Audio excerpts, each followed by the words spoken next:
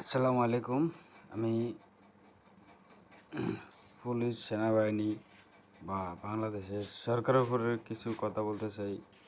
কথাটা হলো যে অনলাইন জুয়া নিয়ে কথাটা। তো আমাদের এক পুলিশ বলছে যে অনলাইনে যেসব জুয়া খেলে, ক্যাসিনো খেলে, যেই মোবাইলে অ্যাপস থাকবে বা যেই মোবাইলে যার মোবাইলে অ্যাপস পাওয়া যাবে তাকে শাস্তি দেওয়া হবে।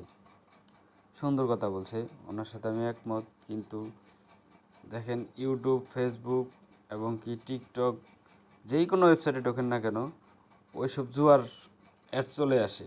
এই অ্যাডটা কেন বন্ধ করে না তারা?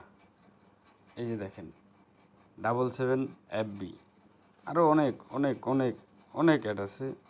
একটা ভিডিও প্লে করলেই অ্যাড চলে আসে। ভাই, কারণটা কি?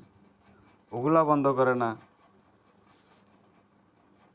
এই যে দেখেন আপনারা, এই একটা ভিডিও ফেলে করলেই অ্যাড চলে আসে, কারণটা কি? এই যে এগুলা বন্ধ করতে পারে না কেন? সাধারণ মানুষের উপরে নির্যাতন চালাচ্ছে কেন?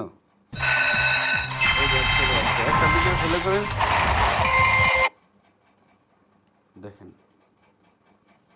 দেখেন এত অ্যাড থাকলে কিভাবে মানুষ তাদের তাদের কন্ট্রোল কিভাবে রাখবে? মন চাইবে তো, যে দেখবে সেই তারই মন চাইবে খেলতে। কারণটা কি? একটা ভিডিও প্লে করি,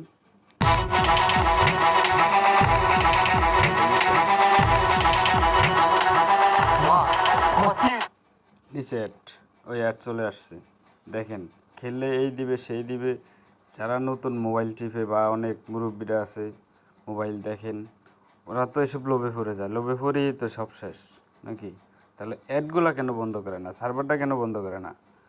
সার্ভার বন্ধ না করলে ভাই জীবনও ক্যাসিনো যাবে না বাংলাদেশ থেকে। এতটুকু ছিল আমার কথা।